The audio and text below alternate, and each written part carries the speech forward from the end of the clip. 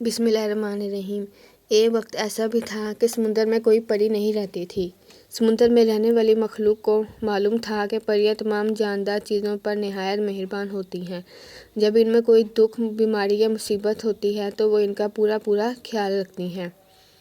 اس لیے سب رنجیدہ تھے کہ ہم نے ایسی کیا خطا کی ہے جو ہمارے ہاں پریاں آ کر نہیں رہتی۔ چنانچہ سمندر کے سارے رہنے والوں نے پرستان میں اپنا ایلچی بھیجا اور وہاں کے بادشاہ سے درخواست کی کہ کچھ پریاں سمندر میں بھی بسنے کے لیے بھیج دی جائیں تاکہ ہمارے آڑے وقتوں پر کام آ جائیں۔ ایلچی جب پرستان کے بادشاہ کی خدمت میں حاضر ہوا تو اس نے عرض کی، جو پریاں ہمارے یہاں آ کر رہیں گی ہم ان کے ساتھ نہایت مہربانی سے پیش آئیں گے اور انہیں خوش رکھنے میں حتی المقدور کوئی کسر نہیں رکھیں گے۔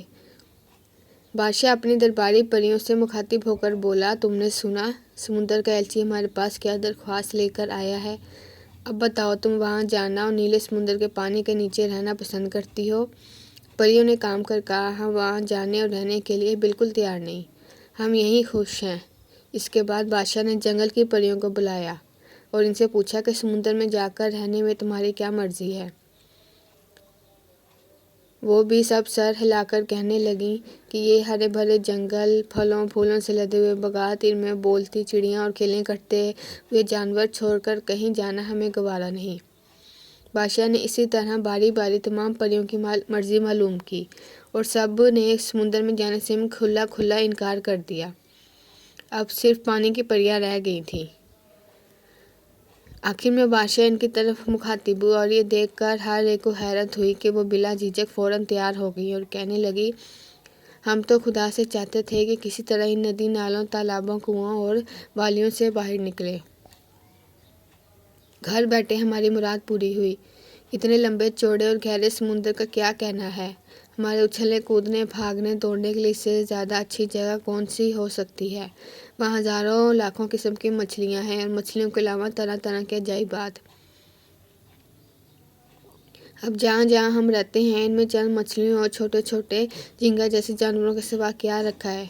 بڑے سے بڑا دریا بھی ہمارے لیے کافی نہیں، جبکہ ندی نالوں کو ہم قید خانے سے کم نہیں سمجھتے۔ حضور، ہماری اس سے بڑھ کر کوئی تمنا نہیں کہ ہم سمندر کی پریاں بن جائیں۔ ہاں، ایک بات کا خیال ہے کہ ہم پانی میں کس طرح رہ سکیں گے۔ دوسرے، اپنے تمام زندگی بھر کے ساتھیوں کو اچانک چھوڑنے کے خیال سے دل دکھنا ہے۔ ہمیشہ کے لیے ہم کو انہیں خدا حافظ کہنا پڑے گا اور ہم اپنے پیارے بادشاہ اور ملکہ کی صورت بھی شاید کبھی نہ دیکھ سکیں۔ بادشاہ نے کہا، نہیں، ایسا نہیں ہوگا۔ ان باتوں کا ذرا خیال نہ کرو۔ جب تمہارا دل چاہے روزانہ رات کے وقت تم اوپر آ سکتی ہو اور چاندنی رات میں ہم میں سے بعض پریاں سمندر کے کنارے ریت پر جا کر تمہارے ساتھ کھیلا کودا اور گایا بجایا کریں گی، لیکن دن میں ہم سب اپنا اپنا کام کریں گے۔ البتہ ہمارے ایک دوسرے سے ملنا دشوار ہے، رہا سمندر کے اندر ہر وقت رہنا، یہ معمولی بات ہے۔ میں تمہاری موجود صورت تبدیل کر دوں گا اور تم کو پانی میں رہنے سے کوئی دقت نہیں اٹھانا پڑے گی۔ پاؤں کی جگہ تمہاری مچھلیوں کی سی دمیں پیدا ہو جائیں گی اور پھر تم سمندر کی ہر مخلوق کی طرح بخوبی تیرا کرو گی، بلکہ ان سے بھی زیادہ پھرتی کے ساتھ۔ بادشاہ کی یہ تقریر سن کر سمندر کا ایلچی بھی خوش ہو گیا کہ ان کی عرض بھی قبول ہو گئی۔ وہ سمندر کی نئی پریاں بھی خوش تھیں کہ انہیں سمندر کی نئی حکومت ملی۔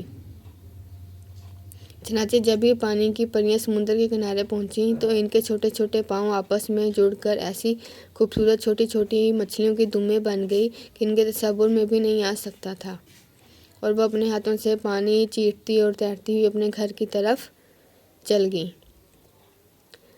پریوں کو سمندر میں کرنے کے لیے بے انتہا کام تھے، کیونکہ سارے بڑے جانور چھوٹوں کو ستایا اور مار ڈالا کرتے تھے۔